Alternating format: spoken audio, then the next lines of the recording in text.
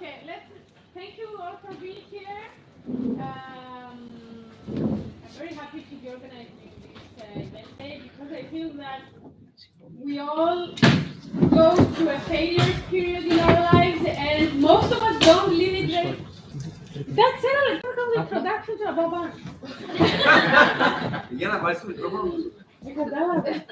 Baba. Starting again. Oui, bien. So, okay. So, thanks for being here. Very happy to be organizing this workshop, so this seminar today, because I think all of us go through a failures period in our lives, and it's important to learn how to face them and how to manage them and be better of them. So today we have two guest speakers, Remy from UTT.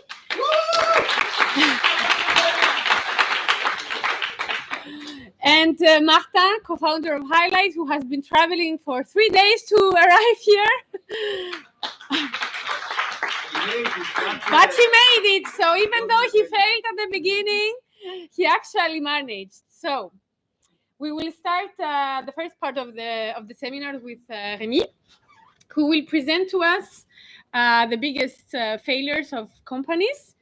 So, why have you decided to focus on failures and not on successes? Yeah, since I'm very young, I'm passionate by entrepreneurship, and so I did several creation of companies. I crashed most of them, so I learned really how to deal with failures, and I was a bit. There were too much success in the news every day. And success is very inspirational. We are very inspired by success, but we never know what is the key factor of a success. So I try to work more on failures and to detect what is the key factor of a failure. And it's very easy to find why we fail, and it's very difficult to understand why people succeed. So I decided to work on failures. That's why. Okay. Has this work that you have done changed your perception of failures? Yeah, at the beginning, I was scared of failures, and I was feeling guilty each time I failed, and now it's really a part of the success, like really the American way of thinking. But at the beginning, it's very hard, and it's even harder to start again a business after a crash. You just want to stop, just want to say, okay, I want to be an employee of a normal society, and I don't want to make entrepreneurship again. Okay, so can you give us some examples of the biggest failures? I will explain. So those cases, there are big companies like American Airlines, some startup like Kittybook, all kind of startups, and you will see that there is very different failed, but there are also some common features between all those failed. The first one I would like to explain is Polaroid. Someone know why Polaroid failed here? Yeah. They invented the digital camera and then did nothing with it. Exactly. Yeah, there was a leader in instant camera, the colossal leader, really the only one, and they were making research and development on digital camera since the 60s. So it was really one of the first company working on digital camera, but it was not profitable as instant photography. So they were waiting until the late 90s to release the first digital camera, but it was already too late. And what is funny is that they were putting 40% of the research and development budget on digital camera since the beginning of the creation of the company. And the executive board didn't want to capitalize on research and development because it was not profitable enough. They were doing a 60% gross margin on instant camera and only 20% on digital camera. That's why they never released the digital camera on a large market strategy. And that's why they failed. And what is funny in this story is that today Polaroid still exists because they had a very, very strong financial statement. And finally, today we can buy exactly the same model as 60 years ago. Like it came back on the market. They are the same model. They did some few innovation like Bluetooth speakers. They got some printers also, but the main revenue of Polaroid still the instant photography, the famous Polaroid camera. So this is funny. This is a failure that costs them a lot, and today this is coming back, and this is again profitable. So this is a very special fail. The second one I would like to talk about is American Airlines. So the biggest company, the biggest airline company in the world since the 60s. It was more than 7,000 flights a day, so it was huge. Someone know why they failed early in 2000? Yeah. They sold a limited ticket. Yeah. Someone at the executive board thought it was a good idea to create an unlimited flight tickets at $250,000. Yeah. So it was very expensive. They sold only 66 of those tickets, but those 66 people traveled that so much that it was not profitable at all. Like so, the price was 250,000 euro or dollar, and people were spending like million, even dozen of millions. They were not stopping traveling. So it was a very bad idea. It was a very very good communication strategy, but a very bad profitability strategy. And it was the choice of only one person at the executive board. Again, this story of Inca Cola, I know it because I lived in Peru for a bit, and this is very funny. We don't hear a lot about this fail. In Peru, Coca-Cola doesn't exist. There is no Coca-Cola in Peru. There is only Inca Cola. You can find some Coca-Cola, but there are not so much. And Inca Cola is like the Peruvian cola, the Peruvian drink, and they are very proud of Inca Cola, and it's an important economy in Peru. And so in 20 years ago, Coca-Cola tried to buy Inca Cola. And Peruvian were so proud of the Inca Cola, they just said fuck off to Coca-Cola. And so Coca-Cola just went back on his market, and they did something very clever, Coca-Cola. They bought the supplier of the bottle of Inca Cola. So they got the production of bottle of Inca Cola, and they stopped the production. During months and months, there were no Inca Cola in Peru. And so they started again to negotiate about the acquisition of 20% of share to Inca Cola. They said yes. They did it again once, and they have today more than 50% of the share of Inca Cola. So there are no Coca-Cola in Peru, but Coca-Cola still on the market in Peru by buying the Inca Cola share. It was a good strategy, and Inca Cola was the fail of Inca Cola was to say fuck off and not use diplomacy to just try to negotiate easily with Coca-Cola. The next one is General Motors. I think this one is famous. A lot of people know about it. So General Motors is a very old company building cars. So they went through all the crises, and in 2008 it was one of the last company in automobile in the USA, and Obama put a lot of money on it. And all the company at this moment during the crisis had only one choice: it was cutting costs. And General Motors wanted to cutting costs, but General Motors had a problem. They had only fixed costs, so they could not handle the crisis. Like everything was fixed, so they could even not cutting jobs, nothing. And so they just crashed. It was one of the biggest crash of the history. I think that it's the biggest crash of the history in the world. Yeah, and it's because of very inflexible financial organization. This is very important to have flexibility and agility, especially in a crisis time like today, in the recession. Another one, Toys R Us. So it was a leader in the toy market.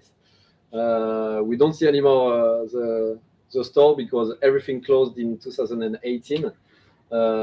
Toys R Us was a leader, and when Amazon came, the CEO of Toys R Us said, "No, we won't go on the digital markets and digital platform. We stay in our store and we will compete on price. And competing on price only is the baddest idea ever.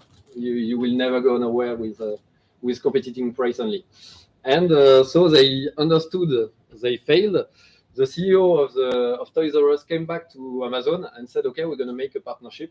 Amazon said, "Okay." Bye-bye. Yeah, so it was a 10 years partnership with Amazon. In fact, it was normally an exclusivity deal. So Amazon was allowed to sell only Toys R Us toy, but in fact they were selling all suppliers.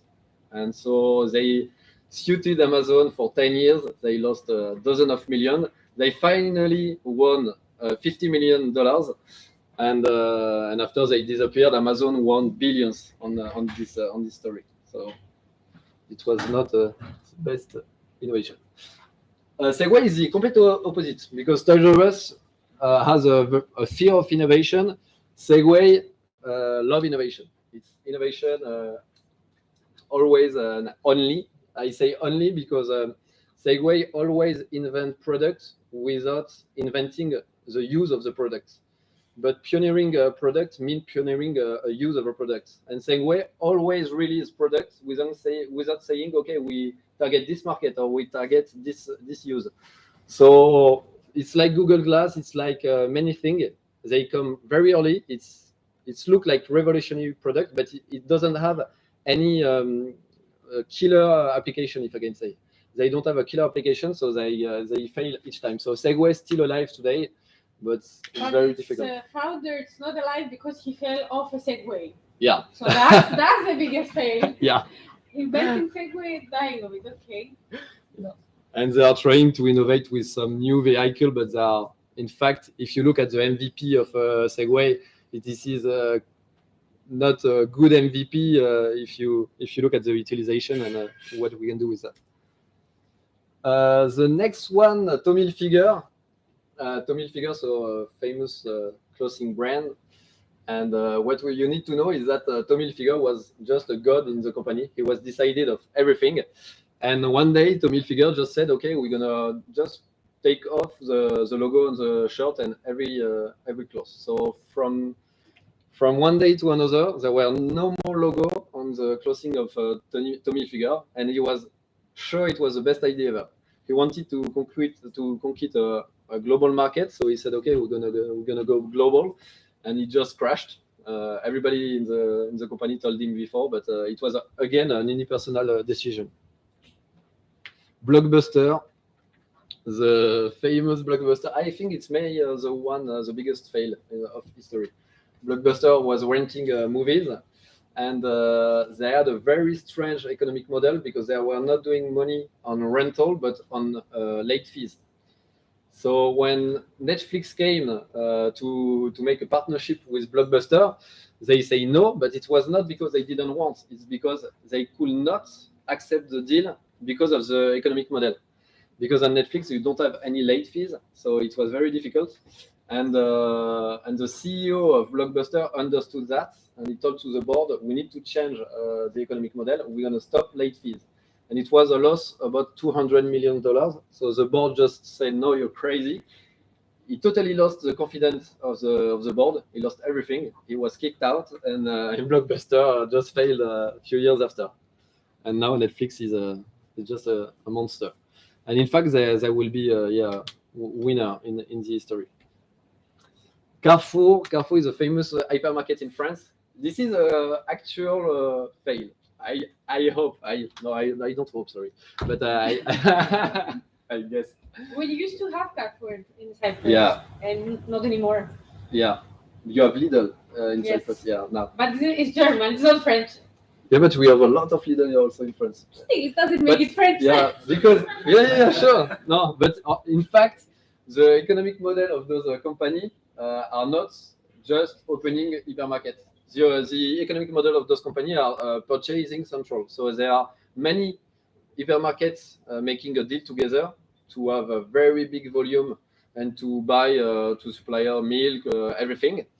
And so they put the price every year down. The supplier cannot say anything because without the supermarket, they are dead. And the client at the end, you cannot put the price higher because they're gonna just die and they don't buy anything. And so the economic model of Carrefour is just to optimize the supplier and the selling to the shop. But the bidirectional system they are optimizing is just at the limit. Today in France and in many countries in Europe, suppliers are losing money selling to those purchasing centrals. So we are at the very end limit. And on the other way, we got some recession, so you can put higher the price to the consumer. So this is probably the biggest crisis for hypermarket, not only Carrefour, but all the hypermarkets that are based on the purchasing central. And almost all hypermarkets of Europe are based on this model.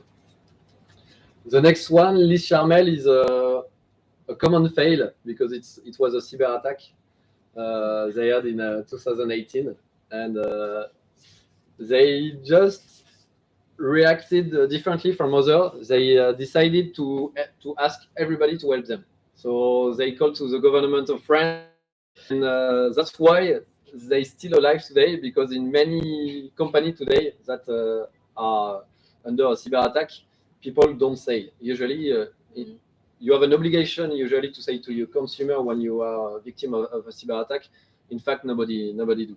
And even in the startups that I trained, sometimes there were huge leak of files, but for the image of the company, they don't say anything. So this is better to share it with people, because in other way you will die anyway. And once you take back your files and your data, they are totally fucked up. So it's not it's a fail, but yeah, controlled one. Yeah, and they react really on the good way to say, okay, I'm failing, just I need help. Who can help me? And they don't hide. They are not feeling guilty in this fail. Kittybook is a society I trained startups that was making huge sales. They are selling some silent book for children. This is a very good business to develop a sense of the children. And he grew up a lot in Europe. And after 6 months, he did his first million, and he wanted to go on the US market without knowing anything of the US market. And of course, he crashed because everything is different. Competitors are different. Logistics cost a lot. And he crashed in 2 weeks. He almost lost everything because he misunderstood the ecosystem of US. And if you come from Europe, you want to go on the US market, you have to be really, really, really prepared. That's not at all the same business. And the last one, DMC is the brand that made the DeLorean, the famous car in Way Back to the Future. And DeLorean was in fact a good car, but it came out in the recession moment after in the 70s in United States, sorry. And it was a 2-seater car, so it was not at all a primary car. It was more a tourism car, a car that we use for the weekend, a third car. And so the company was in difficulty. Like every year, it was very difficult. And John DeLorean, the boss, knew a lot of people. He was a very famous guy with a big personal branding. He knew a lot of people, and he was always asking bank to make a loan and to recapitalize the society. And one day, for a big signature, for a big loan, he was arrested for buying cocaine. That's why the company crashed. For one signature, he lost the company for one day. And that was this kind of guy we see in US. That is as you want to be, but it's very dangerous in business to be like you want to be. If you are a good person, that's good. If you are not a good person that is taking cocaine, that's not good. And so the personal branding of this CEO just cost the life of the company, the entire life of the company. So I did this work during I was training startups. I was trying to understand failures, and the aim was to target criteria that lead to fail.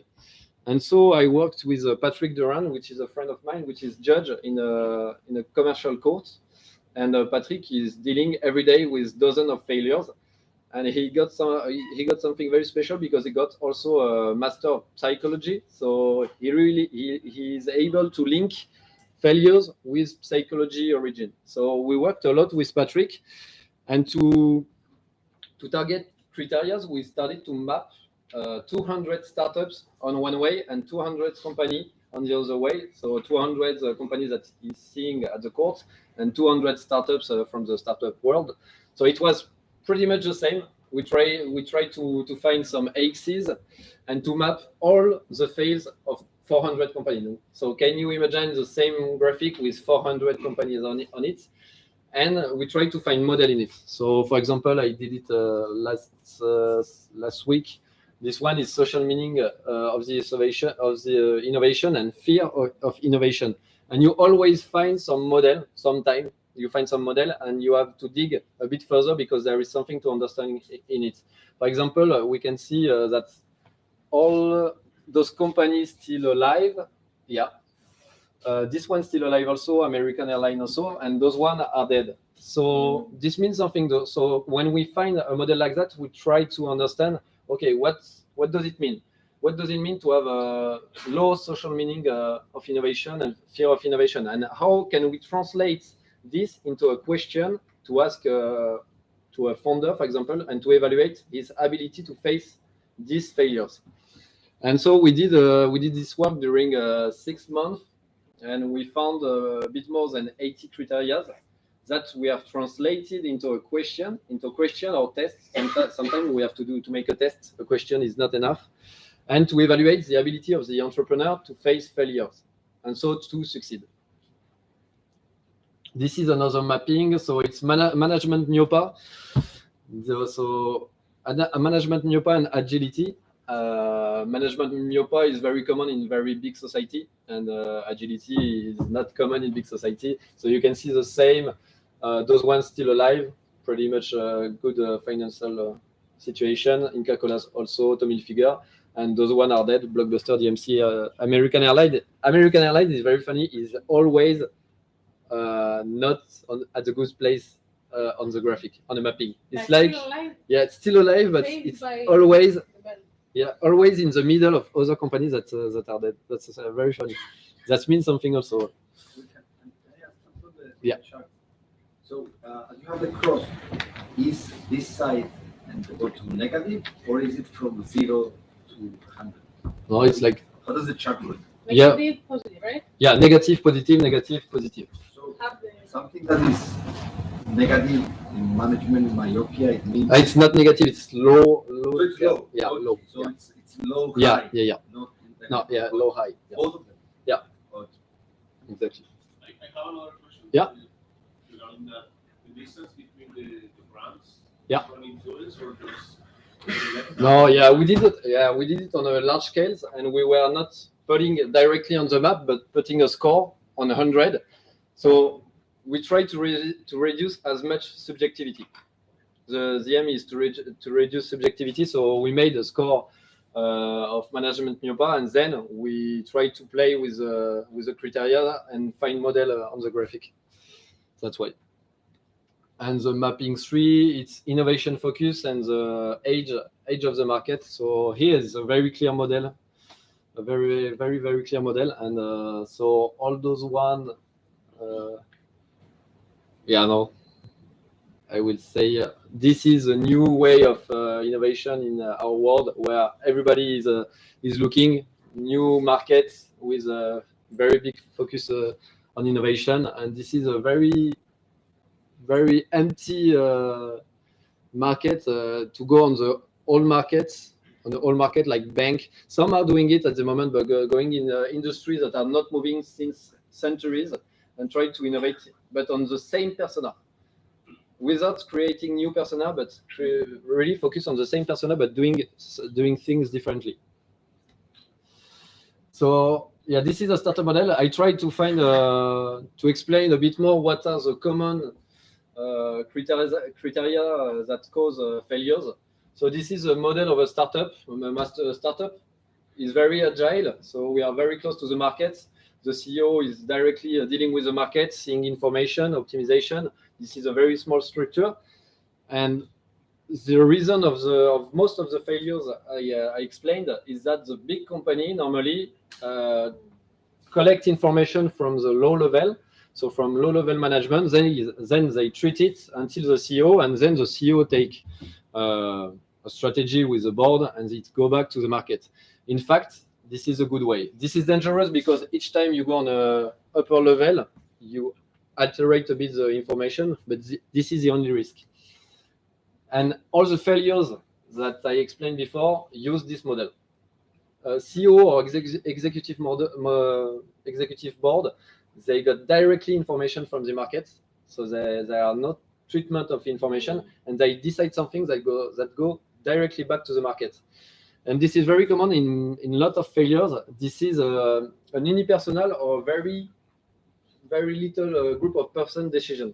It's like usually a department decision or executive or board.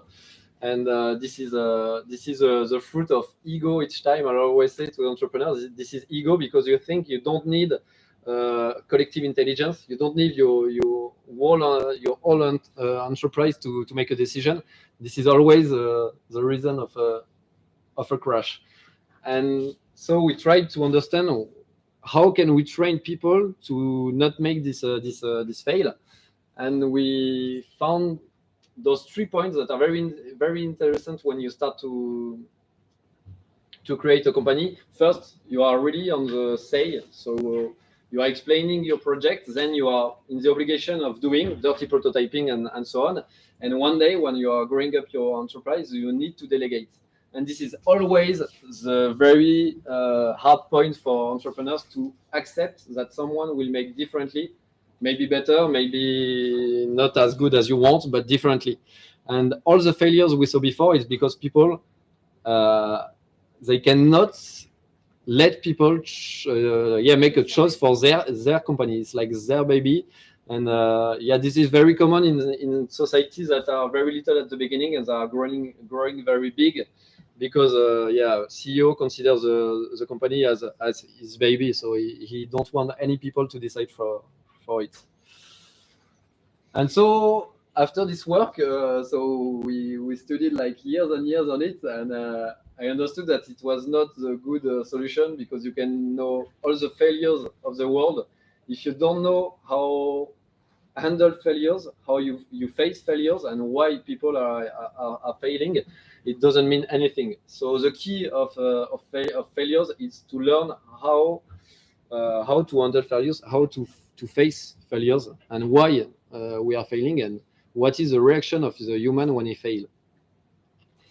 And we started to work with athlete psychologists, like high-level athlete psychologists, hypnosis specialists, and so on. And it's exactly the same reaction for an athlete that for someone in his personal life, that someone doing a business. We always fail the same way, and we all react the same way. And so we tried to work with those people about failures, and we understood that failures, first, we don't have any very defined definition of failures. It's like innovation. Each people have a different definition, and it's make all the difference. The way you consider failures will make it a failure or not, and it will change everything in your way of thinking and your way of reacting. In fact, when you fail, it makes you feel guilty. So it make the consequence is like an hormonal dysfunctionment. But if you don't consider failures as failures, you will not feel guilty. So it's very important, this notion of guilty, because this is the origin why people don't want to fail in France, in Europe, in general, and why people in the US like failing or are very confident in failing.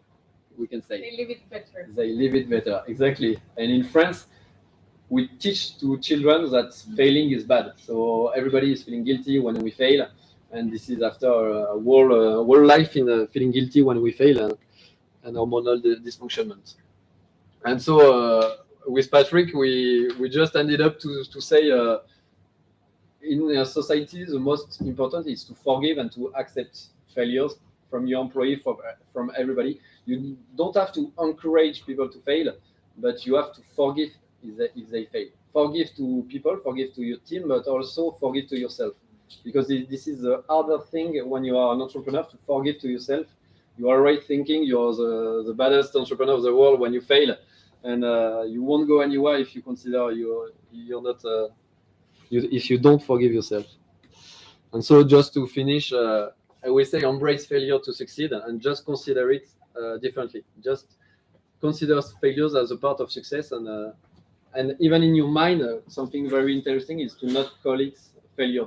You can find another word, something totally differently, and really change the way you think of failures, and it will change everything in your body and in your brain. This is a lot of psychology, but that's what I learned with Patrick, is that in training entrepreneurs, this is 80% of psychology and only 20% of really calculating strategy and so on. So do you have a word to replace failure? This is a personal thing. I think you can all find a word. Okay. I like to homework to for everyone. I like the word experience. Good. But everything is changing when you learn how to embrace failure in business. It impacts also your personal life, your social life, your sport life. It impacts everything, because this is only the way of mindset. The mindset. Only the perception of failure that leads you to feeling bad or to feel different. Okay. That's it. Thank you. You're welcome.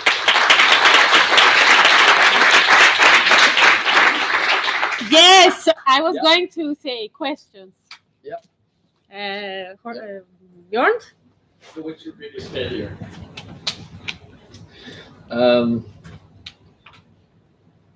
My biggest failures. It's a common failures on my second company. I built everything without going to the consumer first.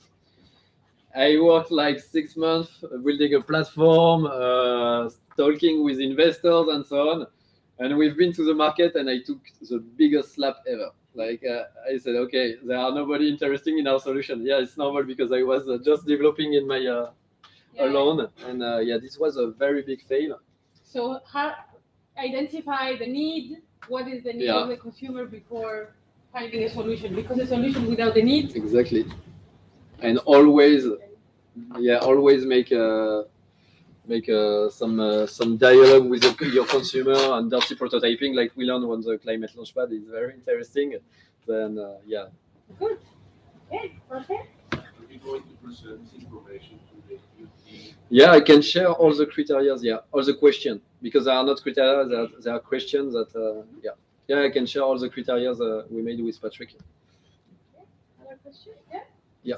No, it's more of a reflection than a question, but I think failure is actually linked with an earlier part of life before you go into innovation. Exactly. So if you start, I don't know, in high school, and you have a grading system where you pass or fail, or failure is imprinted to you before you reach that stage. Yeah. So how do we deal with that? I mean, it's that's why the hypnose specialist is awesome. When he comes, he don't speak to the consciousness of people, but to the unconscious of people, and he try to find the origin why people cannot handle failures. This is very interesting, because, in fact, an entrepreneur will never find the answer. As you say, this is so earlier in your life, you will not find the origin why the failure give you a guilty emotion. So this is a very good way to use human sciences, if I can say, and to try to dig a bit further in your mind, in your brain. And then once you identify the problem, you treat it. But people very often try to treat the problem without finding the origin, and it's never working. So it's education. I mean, education is a big part of it, to how we perceive failures. And very often the origin is before 6 years old. It's very, very early. When your parents say, no, you cannot make that, or you just broke the glass. And, this is a little traumatism that leads you to your life as an entrepreneur. Sorry, can I ask? Of course. It's not following up on those. I don't think you can eliminate failure. No, that's true. I suppose you could minimize the impact Yeah. on for earlier entrepreneurs. Yeah. The impact is much smaller. Yeah. But definitely you need to learn how to act on the feedback. Exactly. And perhaps, as you said, work with an analyst to remove the guilt part and try to improve for the next time or do something else. Interesting. I've read a bit on failure or engineering design, and that is not on the single person, but on the team and the culture of the company. And it's very interesting how if you don't act, as you said, on the origins of failure, you're bound to make the same mistakes. Exactly. And get a different disaster. But very interesting. Thank you. Other question? What are your thoughts and maybe experience with releasing unfinalized products, let's say MVPs, into the market? On my second company, the example I gave. Second company could be a good example. So why it was difficult for me? What I feel during the release of this company? I don't know. I was thinking it was the greatest product ever. I wanted to release the perfect product. In fact, that was the thing. I wanted to release the perfect product, thinking the perfect product was existing, exactly like Polaroid. Polaroid was not releasing the digital camera because it was not perfect enough, and it's a very hard. It's a very hard emotion when you see that people don't want your product because you are building all an ecosystem in your head. And if you are not going out of your head and just talking with people, the real life, the real market, you're on the wrong way. You just building what you want to build, and you're just out of the good way. Other questions or anyone? Yeah, Marisa? Please do. Now that we have it. Hi, thank you. It was really interesting. That's just a reflection. I was thinking while you were talking that most of the failures happen because the CEO or the actual person who was behind the company didn't have trust to others and maybe to themselves. So they didn't trust their colleagues. So I feel that's really important to trust, even when you start a startup with a few people, and then when you lead a startup with a lot of people. That's the first one. And my second comment, I forgot it. But the first comment is very interesting. You said they don't trust in people because they don't trust in themselves, and that's true. Most of the time, you are a mirror of what you give to people. So that's first a problem with you. And Stelios, same with you. We are speaking of a bit of fear, the fear of everything. And with the hypnosis specialist, we don't erase the fear. We just try to understand what's your fear, identify the fear, and when you understand the fear, she say, the fear stay here next to you, but it's not important. You're not focusing on it.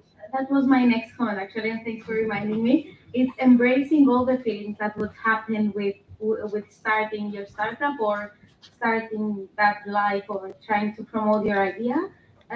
Because I feel while you do that process, you come across a lot of different feelings. So failure is a feeling. So you need to know how to cope with your feelings and yourself, and then embrace that it's not only successes, it's also urge and everything is being anxious about stuff. It's normal. Exactly. Does anyone want to share a failure? George? I don't want to share a failure. Or a question, of course.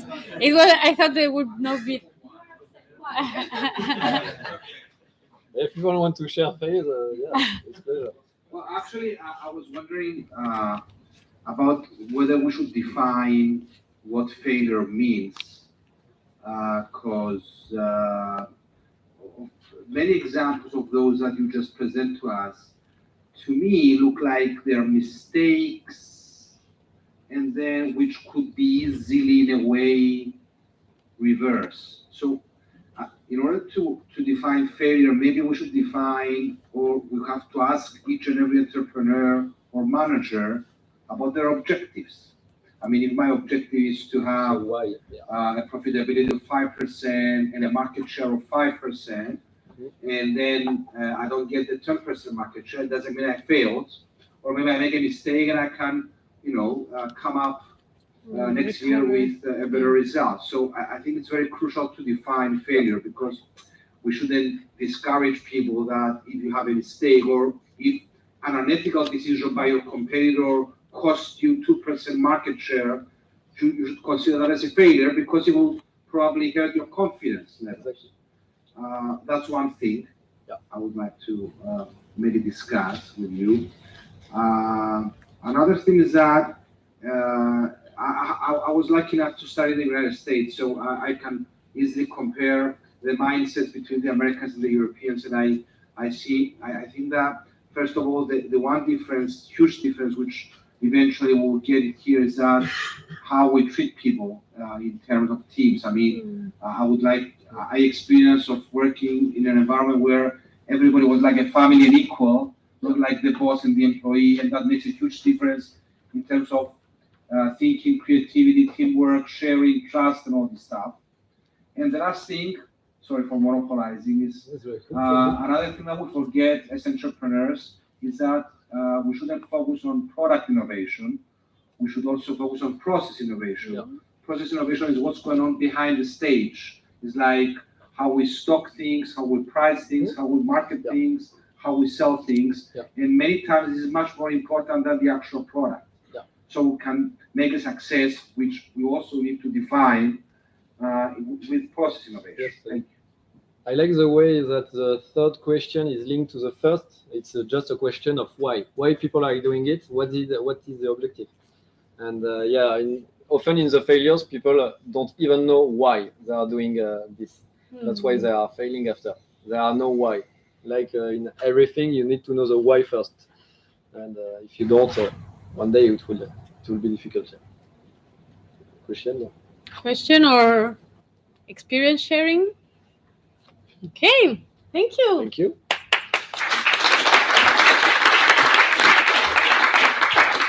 Okay, good. Now we're going to the second part of the seminar. So I would like to welcome Martin to the stage, who will, as the co-founder of a startup, will share with us his own experience with failures. And the floor is yours.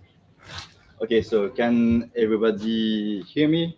Is my voice is not enough loud for you? Yeah, perfect. Okay. So failures, the key to success. Great team, and I'm going to share a little bit about my personal experience. So my name is Martin. I'm the CTO of Highlight. I am, as Remy and as some people in the room, from the University of Technology of Troyes. I went also to a business school. And we can say that I am an entrepreneur. And as you see the GIF here, when you think about entrepreneurship, it's always from success to success and success. But actually, this is not the reality. It's more like from failure to failure to failure to failure, and then someday, and then one day maybe meet success. Because when you have a success, it's really difficult to explain why you have the success. As Remy said, a success is unexplainable. But a failure, when you fail on something, you can really say why you failed it. You can improve it, and you can learn from this failure. So it's much easier to improve yourself when you fail than improve yourself when you success. Before talking about my experience with Highlights, I wanted to go back a bit from another experience that I had. When I was in the university, I had a project. I wanted to make a clothing brand. But at first, I was afraid to start because I was afraid to fail. I didn't know a lot about myself. I didn't know a lot about what I wanted to do. And so I didn't want to launch this project because, well, who knows? Who knows where I will be in 6 months? Who knows where I will be in 1 year? Maybe it's not the project for me. Maybe it's not the life that I want. And so I couldn't start this project. But then I found a co-founder and we started. And actually, the project was to gather African style with European clothes to make some beautiful branding. And so we got help with an incubator, and we did it with doing 3 months. We did this project. We sold some clothes, and 3 months later, we decided to stop it. And at first, in my head, I thought that while stopping this project was a failure. But actually, no, because I learned a lot with this project. And just after 6 months of working, it was over. I wanted to do something else, and it was okay to stop it. And whatever people could say to me, whatever people could say, oh, you failed, oh, it's over, it's sad. Well, okay, but no worries, it's my life. Maybe I don't like it anymore, and it's okay. Because maybe we can find a difference between, well, something that you start, a project that you start, and you stop it. And if you stop something, it doesn't mean that you fail it. Because a failure for me is when you don't get what you want, when the goal that you are aiming to reach is not reached. And as you see, this guy is really trying to put the ball, but well, sometimes things happen, and well, yeah, shit happens. So now I'm gonna take some water because my mouth is.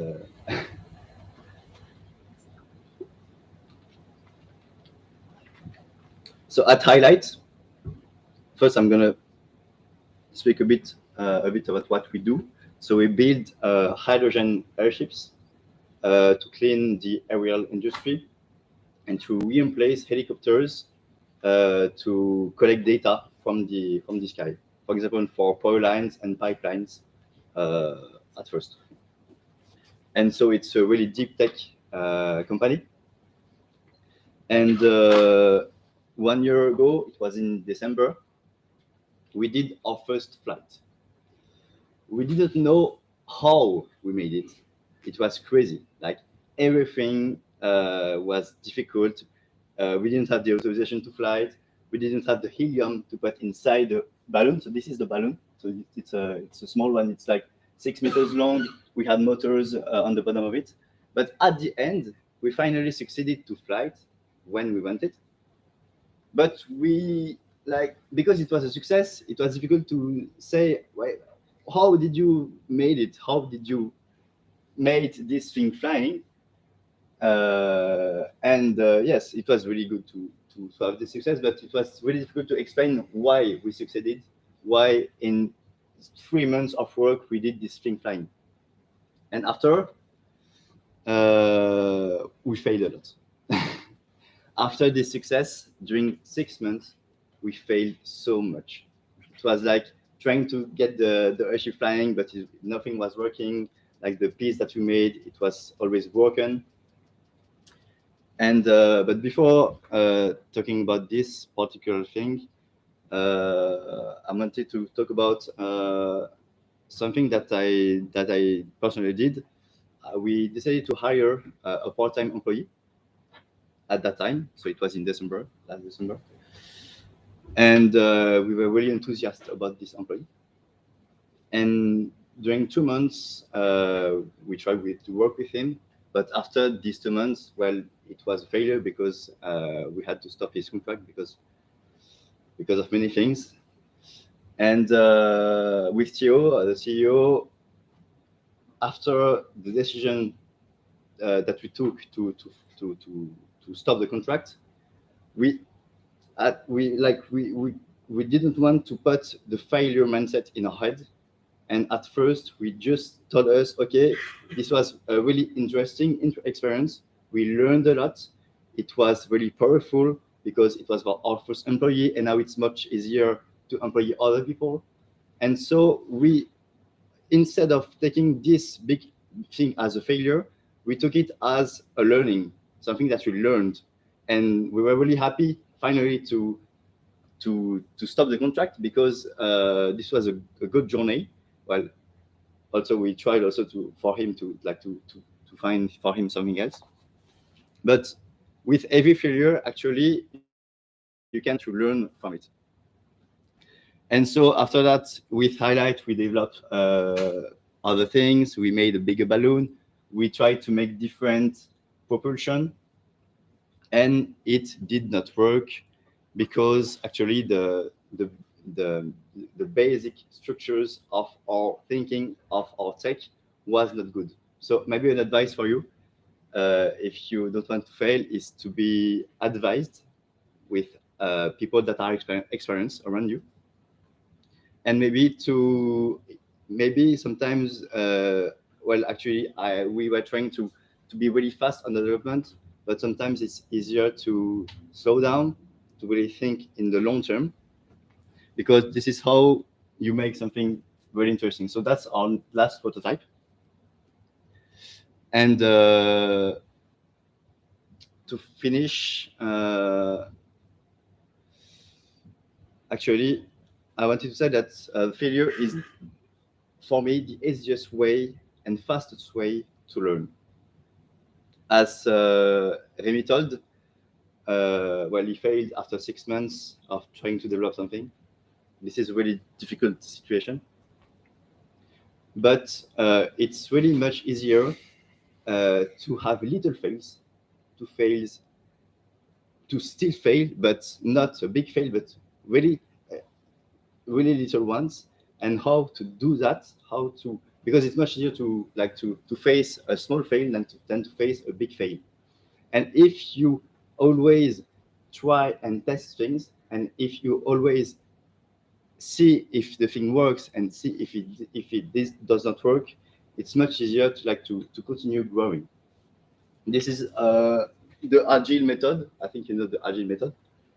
Instead of having an idea and making this idea working for 6 months and then trying to test it, if you have an idea, just take 1 week of your time, design it, test it, see the customer, and then you can improve it. You can stop the idea, and it's okay, you just lost 1 week. You can improve the idea and continue from week to week. And this is really powerful because it allows you that if you fail one day, well, it won't be a big deal because this failure was really really low compared to the risk that you took. I have a sentence that is in French. Tout est possible à qui rêve, ose, travaille et n'abandonne jamais. Everything is possible for those who dream, dare, work, and never give up. And this is something that I really like because it is powerful and it is true. If you dream, dare, work, and never give up, actually at the end, you won't meet failure. You will success because, well, you don't have to give up, of course, but it's like when you're trying to make a race, a marathon, for example. If you dream, dare, work, and never give up about this marathon, at the end, you will make it. And it's the same about entrepreneurship. At the end, you can make it. Thank you.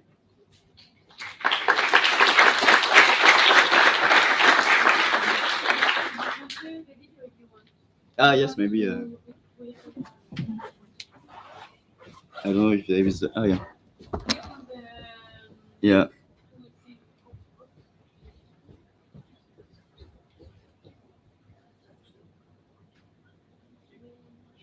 Maybe you can say a bit more about the highlight balloon, or I don't know if it will show.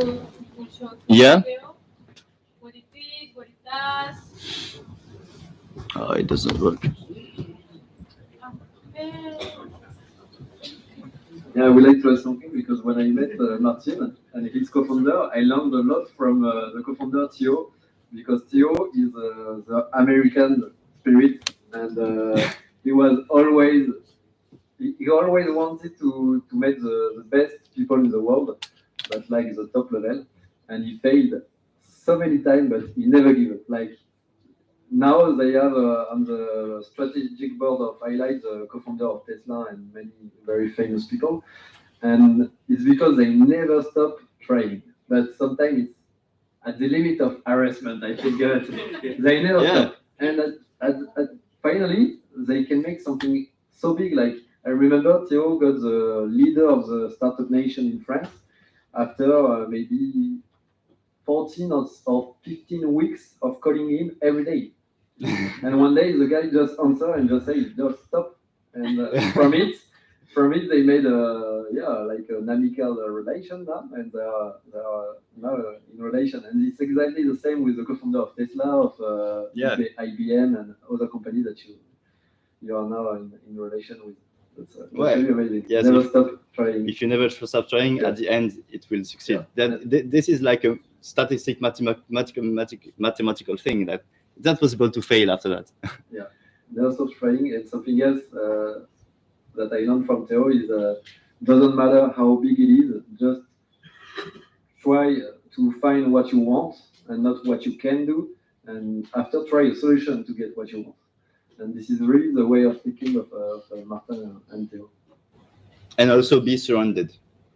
This is really important. Be surrounded. Do not be alone when you build something. Be helped with co-founder or even with friends that can help you, like to keep the motivation. Because when there is a difficult time, when you fail at few things, well, it's really good to have people that are with you in this difficult time. And actually, for me, it's not possible to build a startup, to build a project by myself.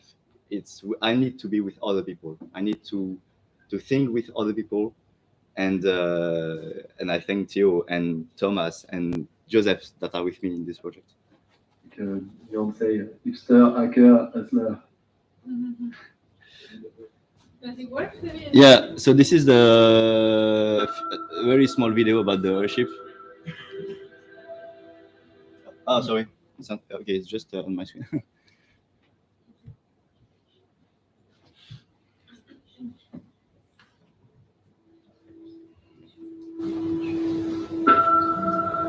So this is 12 meters long, 2.5 meters large. It can stay up to 20 hours in the air. We put cameras on it, we put sensors, we put lidars, thermal cameras. And the aim is to inspect infrastructures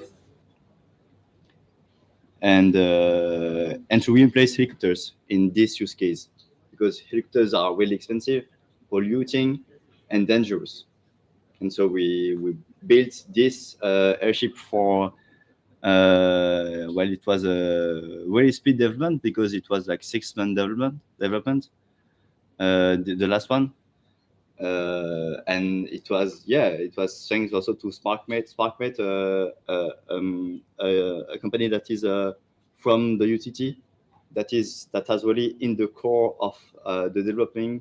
They really try and fail as fast as maybe you can say something about. SparkMate is like a dirty prototyping society. They are doing only dirty prototyping. So they give some 5 weeks to each iteration, and they are doing it again and again. And the economic model is 50,000 euros 5 weeks for these people to create a prototype. Yeah. SparkMate. And they got some now. They founded it like 3 years ago. Now they are in Australia, in Hong Kong, in Paris, everywhere. It's working. And it's just because they got a different mindset. Yeah. How did your mentality go from African clothing to like data? You're using a mic. Okay, mic. So I'm just curious how your mentality works, because I don't understand that. Like, you went from creating African clothing, kind of, it was African style clothing, to collecting data from the sky using a hydrogen aircraft. How? Well, I love innovation. I love making things that are not here actually. I love to create new things. And what I didn't like about the African clothing brand, it was that it was not really technical. I just made the website. It was e-commerce, and I was missing this really technical stuff that we have at Highlight. And I think this is a bit about my life, because I can be passionate about anything. Before this balloon, I made also a van, like I transformed a van into a camping car with friends, and like this is, yeah, I don't even know myself why I have this way. I just open to opportunities. Go to the hypnos. Yeah, maybe. Yeah. You will find the why. I'm open to opportunities, and I'm open to do whatever is interesting to me at this moment. But yeah, it will be interesting to find the why. After what are you running? Like, we have a lot of entrepreneurs doing something else every day, and every day they found a new idea, and they just throw the idea of the last day to the bin, and they keep on trying to make new things until they know the why they do it. Until they try to understand, okay, I run after something, but what is it? So you show a very good circle of development. Developer continue. Developing, develop, continue. So do you think this circle is endless? Because sometimes you can go to failure, to failure, to failure. There is some analysis of the failure. So to go outside of the circle and go to another road, which is not going to fail, will going to the success. So because if you're going to failure after the failure after the failure, so it's not as Yeah, I understand. Yes, maybe the circle is a bit too simple, because sometimes when you have failures after failure, you also need to have a big view, have an eye view of the situation in order to make better decisions. Because this circle, maybe when you are really into the try hard, well, you cannot make like decisions that can be really important for the future. It's like, and it's what also happened with us during from February to April. We did not. We were trying to improve something that was shitty. Yeah. And sometimes this is to find the new road. Yeah. Around out of the circle, so to get the right decision. But this is thanks to that also, that at some point we realized that is what it was shitty. And actually, if we tried from 6 months to 6 months development, well, the process would have been the same, but it would have just took us too much time, much more time to have this solution. Yeah, okay. You insist on some just your own feeling how you're going, not make analysis. So yeah, I'm feeling that this is the right way. Oh no, it's not the right way. Let's get another. Yeah, that's correct. And also, I think that when you build something, you have to love the way more than the objective, more than the goal. If you love the way, if the goal, if the end is success or failure, it will be fine, because the way you enjoyed it. So you're going to the Chinese wisdom that is not important the goal, important the way to the goal. Yeah, totally. Okay, thank you.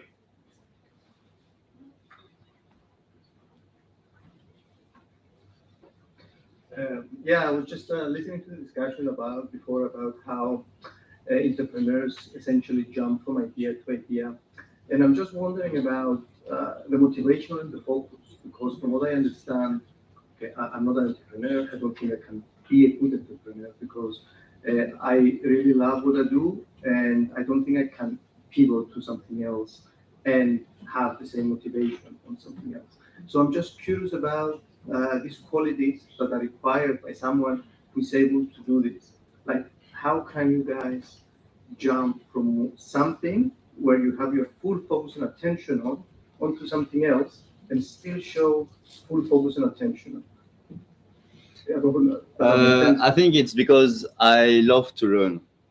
And when I am on the field, and when I think that I know many things about it, my passion is a bit decreasing, and I prefer to go to somewhere that I don't know at all and to start again the process. But of course, this cannot be done when you build a startup, because highlight is for years and years. And maybe I will quit this startup maybe in 8 years, hopefully, and maybe later. And of course, I have to be focused. And of course, I need to deep down on this project and on this expertise. But I think that's also the difference between someone that is an entrepreneur and someone that does research at the university. Research is really focuses on one thing and trying to go deep and deep and deep. And an entrepreneur is more to have like a global view and to pick things like from different sectors and trying to assemble it in order to make something different. But maybe the answer to the question is also like the why am I doing this, what I'm doing, and it's the first thing that we're learning at the climate launchpad training. It's so why are you doing this startup? Yeah, the first question that we ask the students is it to make a shitload of money, is to change the world? So if the why doesn't, it doesn't fulfill you, then it is the vision, actually. It is the vision that keeps us working on this. And the vision is to decarbonize the aerial industry. It's a big vision. We want to take a small part of this vision, of this dream. But yes, the vision is very important. That's why he took a plane to come yesterday and this morning. And yes, and also a little joke. I actually almost failed to come here, so I failed to take my plane to speak about failures. And what did you learn from this failure? Well, I thought about this. I thought about this sentence. Okay. So I did not give up. I found for solutions, and actually I found one. So that's why I'm here.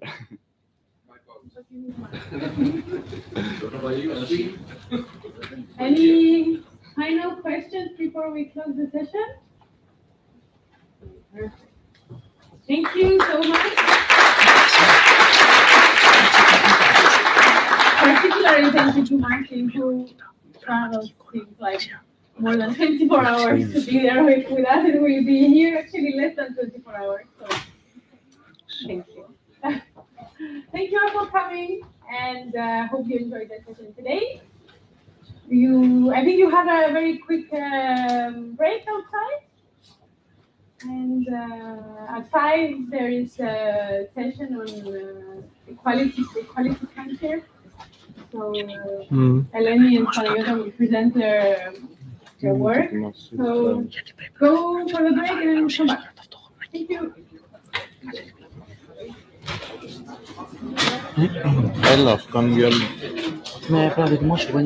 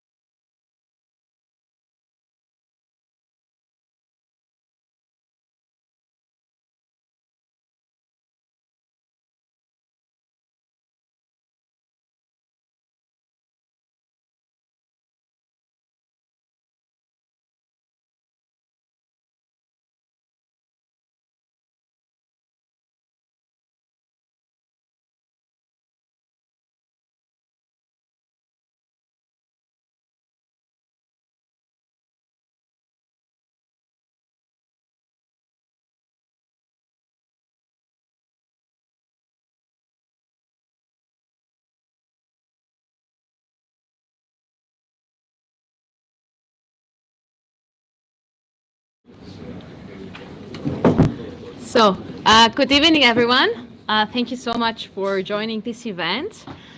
Without further ado, I would like to call Dr. Dimitris Tsaltas for a welcome message, and we can start with our event.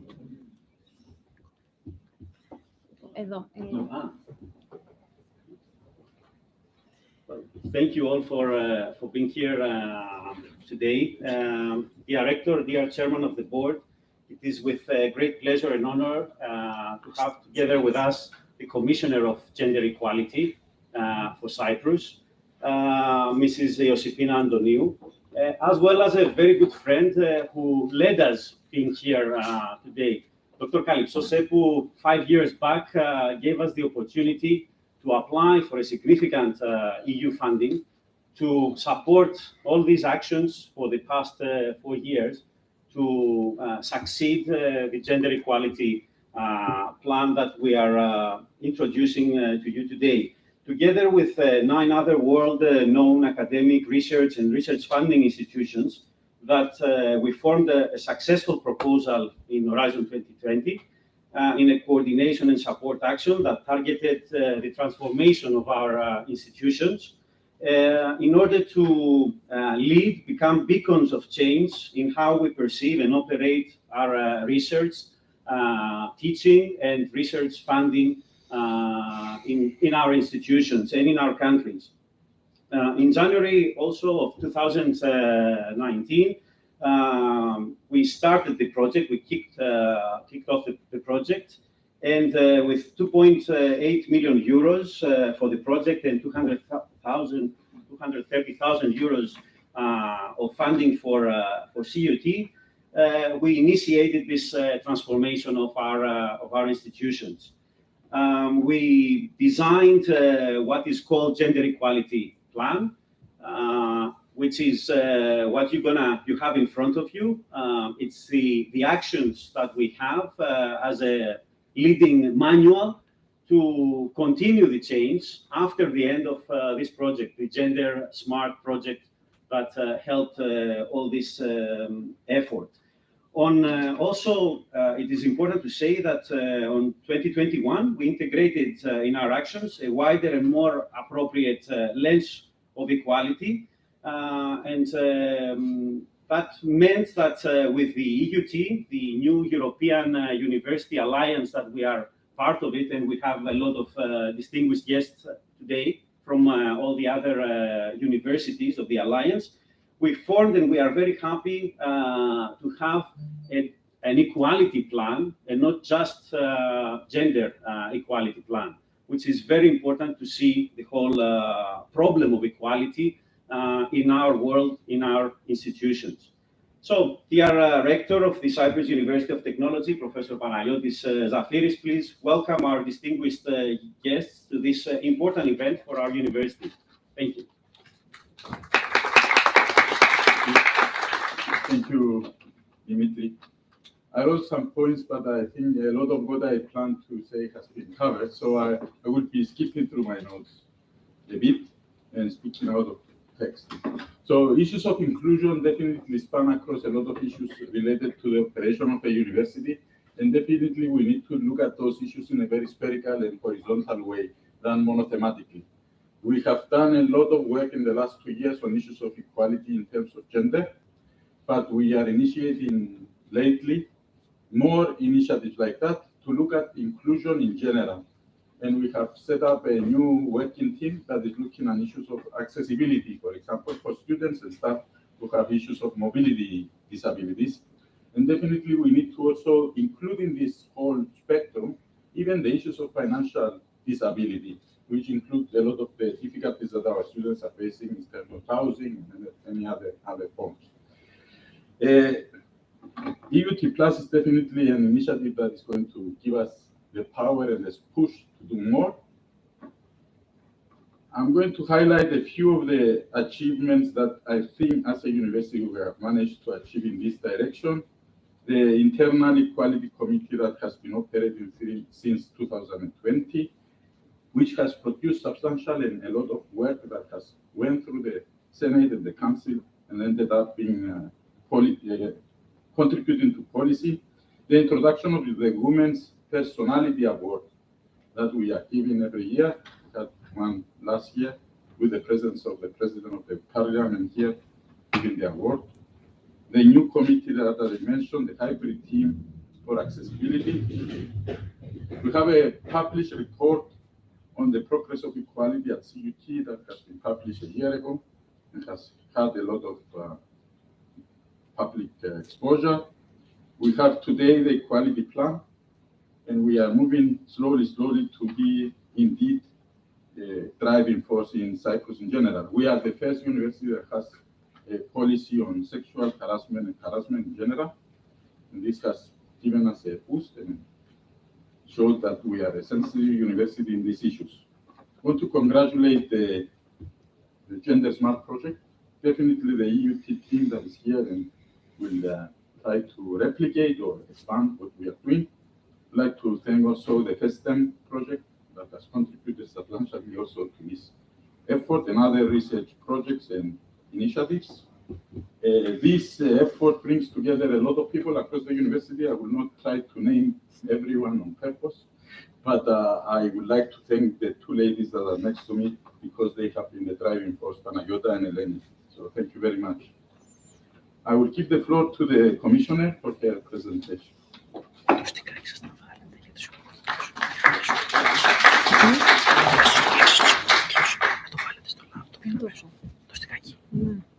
Τους έβαλε, εγώ τους πέρασα εγώ. Ωραία, ούτε εγώ τους έχω σε αυτούς.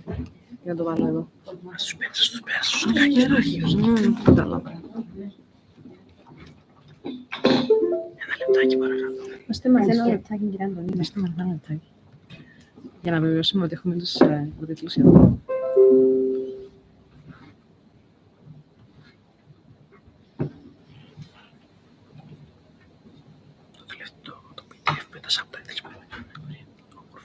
Ωραία, ευχαριστώ. Μπορείτε να ξεκινήσετε. Καλησπέρα. Good afternoon. Κύριε Πρίτανη, κυρίες και κύριοι, αγαπητές φοιτήτριες, αγαπητοί φοιτητές, δεν ξέρω αν συμμετέχουν φοιτήτριες και φοιτητές, υπόψη ότι θα υπερβρίσκονται. Είναι πραγματικά με ιδιαίτερη χαρά και ικανοποίηση που αποδέχτηκα την πρόσκλησή σας για να προεδρευθώ στη σημερινή σας εκδήλωση με την παρουσίαση του πρώτου σχεδίου δράσης ισότητας 2022-2025 του Τεχνολογικού Πανεπιστημίου Κύπρου. Η ισότητα των φύλων αποτελεί διεθνώς κατοχυρωμένο δικαίωμα τόσο από διεθνείς συμβάσεις όπως ο καταστατικός χάρτης των Ηνωμένων Εθνών. Νομίζω αποτείνομαι σε ένα ακροατήριο το οποίο έχει υπόψη του όλες τις συμβάσεις, όλες τις στρατηγικές, πολιτικές και κανονισμούς και κανονιστικές διατάξεις της Ευρωπαϊκής Ένωσης, ώστε δεν θα αναφερθώ σε αυτές. Θα αναφερθώ περισσότερο στο τι κάνουμε εμείς εδώ στην Κυπριακή Δημοκρατία και αυτό νομίζω είναι και ο ρόλος που οφείλω αυτή τη στιγμή να διαδραματίσω. Η ισότητα λοιπόν οφείλω αποτελεί ένα από τους βασικούς στόχους της Κυπριακής Δημοκρατίας. Οι προτεραιότητες αυτές συνοψίζονται σε δύο βασικούς στόχους. Πρώτον, στην εξάλληψη των νομοθετικών διακρίσεων σε βάρος της γυναίκας και στην κατοχύρωση της ισότητας των ανδρών και γυναικών σε όλους τους τομείς του δικαίου και δεύτερον, στην εμπέδωση της αρχής της ισότητας και των ίσων ευκαιριών στην πράξη, η οποία προϋποθέτει μεταξύ άλλων αλλαγή νοοτροπίας, πρόθεση ειδικών προγραμμάτων που υποστηρίζουν και ενισχύουν τις γυναίκες τους πολλαπλούς ρόλους που καλούνται να διεκπεραιώσουν, καθώς και στην ενσωμάτωση της αρχής της ισότητας σε όλα τα προγράμματα και τις πολιτικές.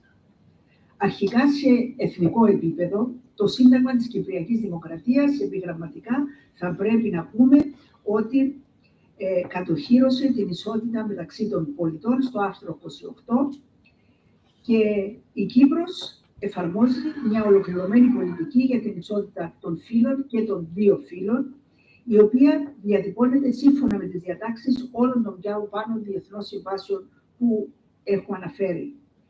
Τα τελευταία χρόνια έχουν αναπτυχθεί αρκετά σχέδια δράσης και στρατηγικές για την αντιμετώπιση των θεμάτων που αφορούν στην ισότητα των φύλων και των δικαιωμάτων των γυναικών. Έχουν τεθεί σε ισχύ νέες νομοθεσίες για την αντιμετώπιση των ανισοτήτων μεταξύ των φύλων και έχουν δημιουργηθεί νέοι ανεξάρτητοι φορείς. Επιπλέον, διατυπώθηκαν νέες πολιτικές στους τομείς της βίας κατά των γυναικών και μετά την κύρωση της Σύμβασης της Κωνσταντινούπολης, στο νομοθετικό πλαίσιο της Κυπριακής Δημοκρατίας έχει εναρμονιστεί πλήρως με τις πρόνοιες της Σύμβασης. Γι' αυτό έχουμε και νέους νόμους, όπως είναι η παρενοχλητική παρακολούθηση, το λεγόμενο stalking, το οποίο στην Κύπρο αποτελούσε ένα κοινό. Είναι η σεξουαλική παρενόχληση, είναι οι μορφές βίας που έχουν αυξηθεί με τις πρόνοιες της Σύμβασης και θεωρούμε ότι τουλάχιστον όσον αφορά τη βία κατά των γυναικών έχουμε ένα ολοκληρωμένο νομοθετικό πλαίσιο το οποίο θωρακίζει τις γυναίκες θύματα. Το Γραφείο της Επιτρόπου και ο Εθνικός Μηχανισμός μέσα στα πλαίσια των εργασιών και αρμοδιοτήτων τους υλοποιούν φυσικά προγράμματα, βιωματικά εργαστήρια και σεμινάρια με στόχο την ισόρροπη και ισότιμη συμμετοχή ανδρών και γυναικών σε όλους τους τομείς της ζωής. Δίνουμε τελευταία έμφαση στην ισότιμη και ισόρροπη συμμετοχή των γυναικών, ιδιαίτερα στα κέντρα λήψης αποφάσεων που αφορούν τον πολιτικό τομέα, γιατί δυστυχώς η Κύπρος, οι επιδόσεις της Κύπρου είναι πολύ χαμηλές σε αυτόν τον τομέα, γι' αυτό και έχουμε προωθήσει πολλές πολιτικές αλλά και επιμορφωτικά σεμινάρια ώστε να βοηθήσουμε τις γυναίκες πολιτικούς που θέλουν να εμπλακούν με την πολιτική, να αποκτήσουν εκείνη την αυτοπεποίθηση, την αυτοεκτίμηση, αλλά και τον τρόπο με τον οποίο μπορούν να παρουσιάζουν τον εαυτό τους. Σήμερα η Κύπρια γυναίκα νομίζω ότι μπορεί να αρθρώσει ένα σωστό, ένα μεστό, έναν όριμο πολιτικών λόγων και δυστυχώς η απουσία της ή η μηδαμινή συμμετοχή της στα κέντρα λήψης αποφάσεων οφείλεται, όπως όλοι γνωρίζουμε, στα στερεότυπα και τις κοινωνικές προκαταλήψεις που καλά κρατούν και αναπαράγουν συνέχεια τις ίδιες ανισότητες και διακρίσεις. Η έμφυλη ισότητα στην ανώτατη εκπαίδευση αποτελεί βασική προτεραιότητα, όπως γνωρίζουμε όλοι, της UNESCO, η οποία προχώρησε στη σύνταξη της στρατηγικής για την ισότητα των φύλων στην εκπαίδευση 2019-2025. Η στρατηγική αυτή επικεντρώνεται σε συστημικές μετατροπές προς όφελος όλων των εκπαιδευόμενων μέσω των στοχευμένων παρεμβάσεων και την ανανάμωση των γυναικών και των κοριτσιών. Δεν θα σας κουράσω, γιατί νομίζω όλοι ο λόγος που είμαστε εδώ είναι για να δούμε το σχέδιο ισότητας του Πανεπιστημίου, του Τεχνολογικού Πανεπιστημίου. Κλείνοντας, θα ήθελα να πω, θα ήθελα να συγχαρώ πραγματικά για αυτή την πρωτοβουλία και μακάρι πολλά άλλα πανεπιστημιακά ιδρύματα να ακολουθήσουν το παράδειγμα σας, γιατί είμαι της άποψης ότι μαζί με τους θεσμούς πρέπει να υπάρχει και η συμβολή από την κοινωνία των πολιτών, από τα εκπαιδευτικά ιδρύματα, γιατί μαζί γινόμαστε πιο δυνατοί και θεωρώ ότι είμαστε και πιο αποτελεσματικοί.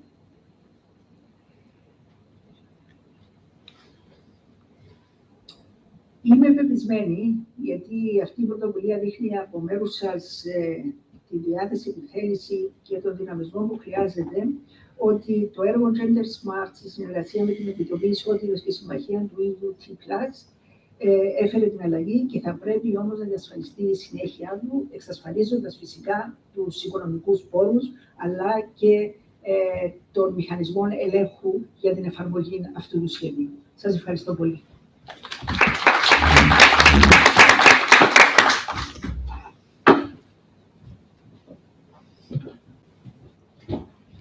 Thank you so much, Mrs. Antoniou, for your presence here today, but also for underlining the importance of the sustainability of our actions, of the plan.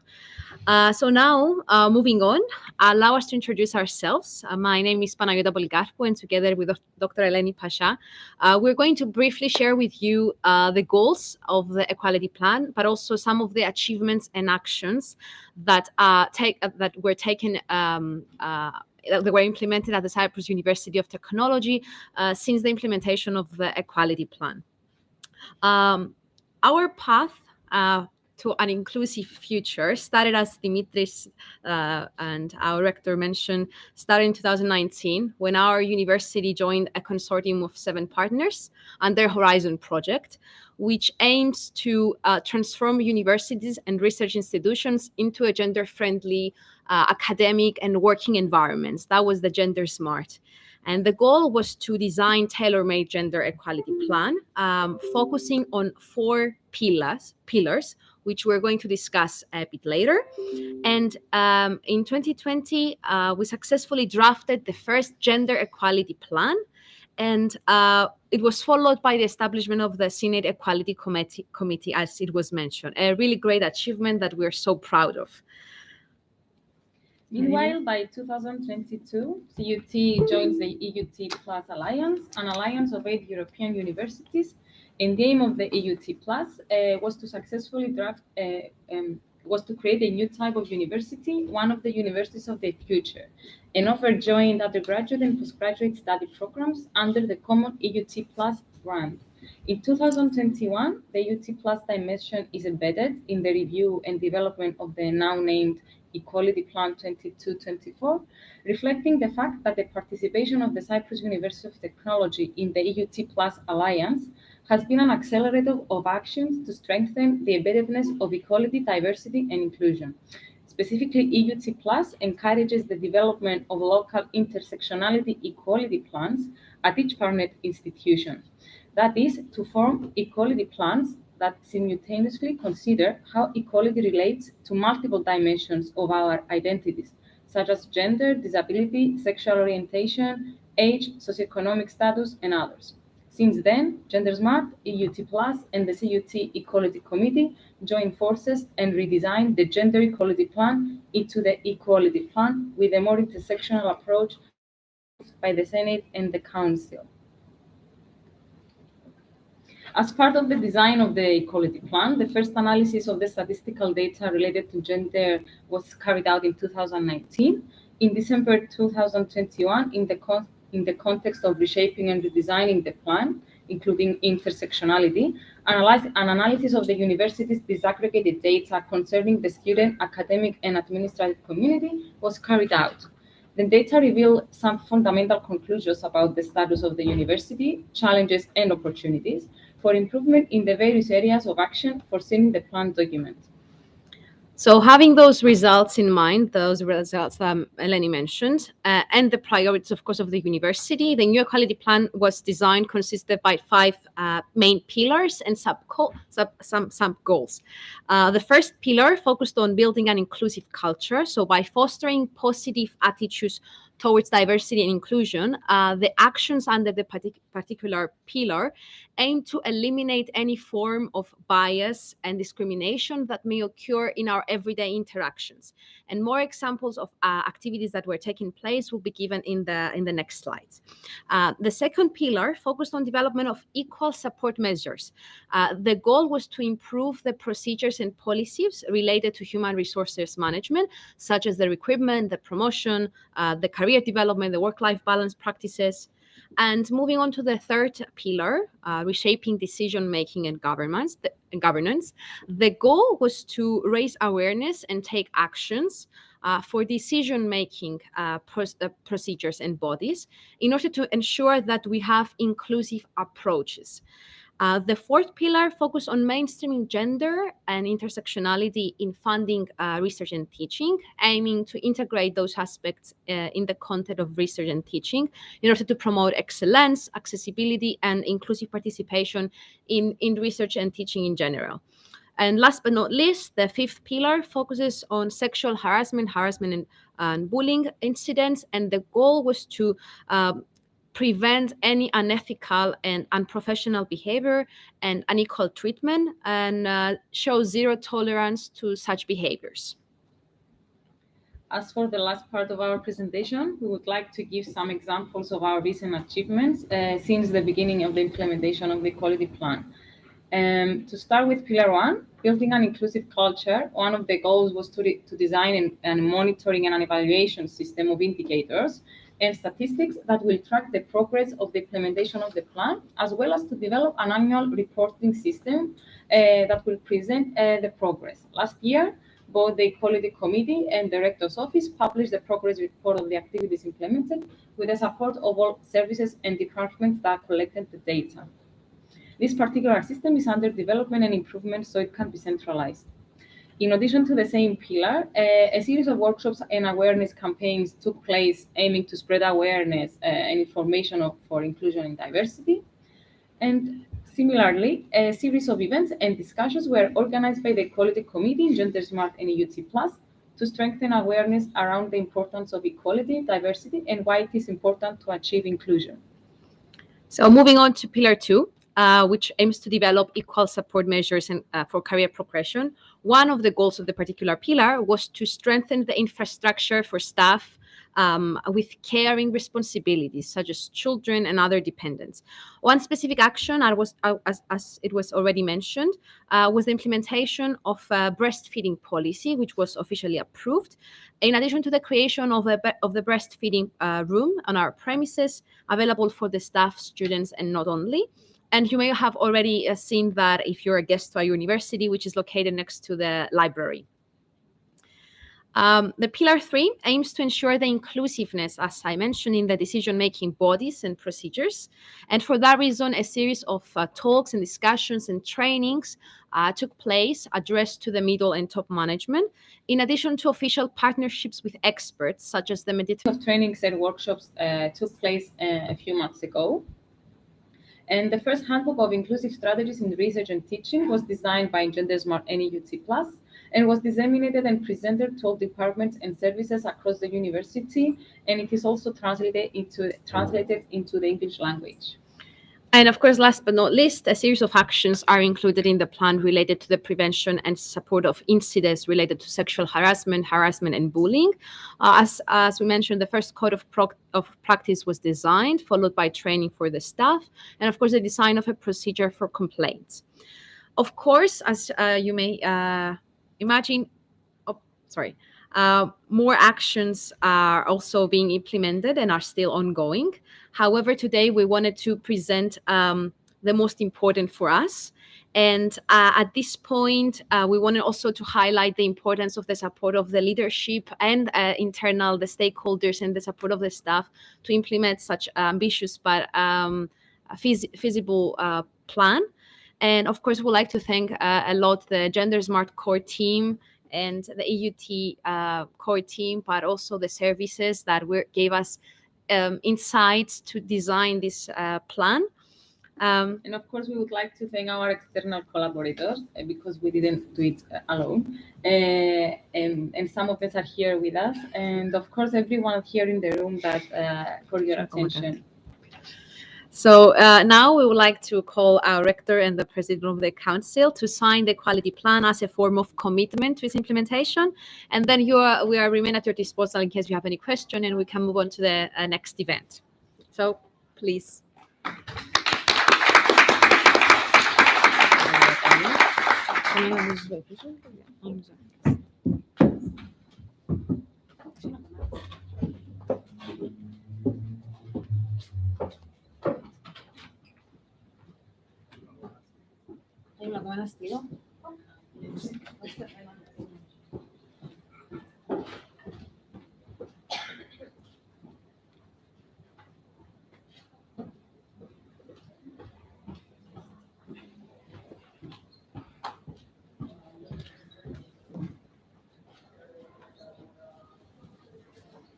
Since they have put their signatures, let me say a few things with the presence of our top management.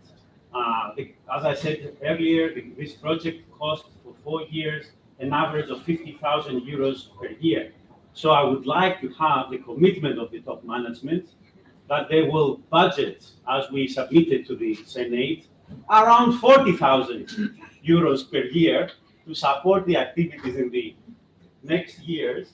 That this won't be just a booklet, but it will take place, and we will continue to really be in the forefront of equality in Cyprus. And let me tell you, we are really worldwide recognized from the statements of our colleagues and the European Commission that is very happy on the progress of this project. Thank you very much. Of course, I have to say that the commitment is there in terms of supporting initiatives that have an effect and positive impact to the community, and it would be very unfair and shallow if I would commit 40,000 euros without a proposal. So, without the proposal, we will start. Thank you. Thank you.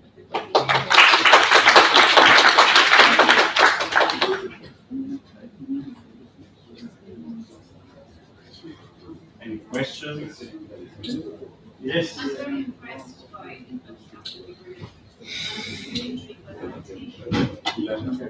Sorry, the lactation room, yes.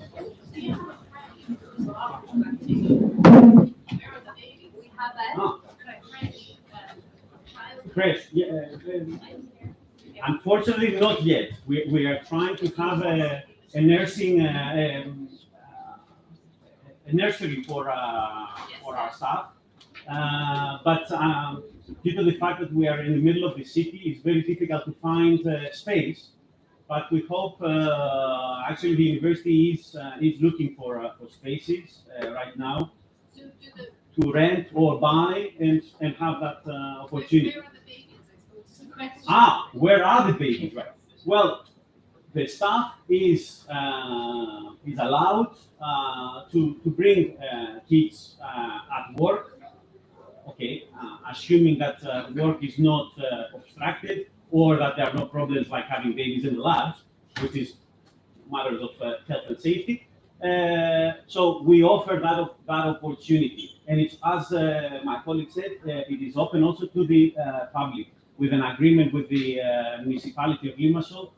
The keys are in the library help desk, so next door, and people can get and use this room. Any other questions you may have? We're ready to disposal, of course. You can find the plan available in English. And we welcome you to the next activity that we're working outside. Thank you all.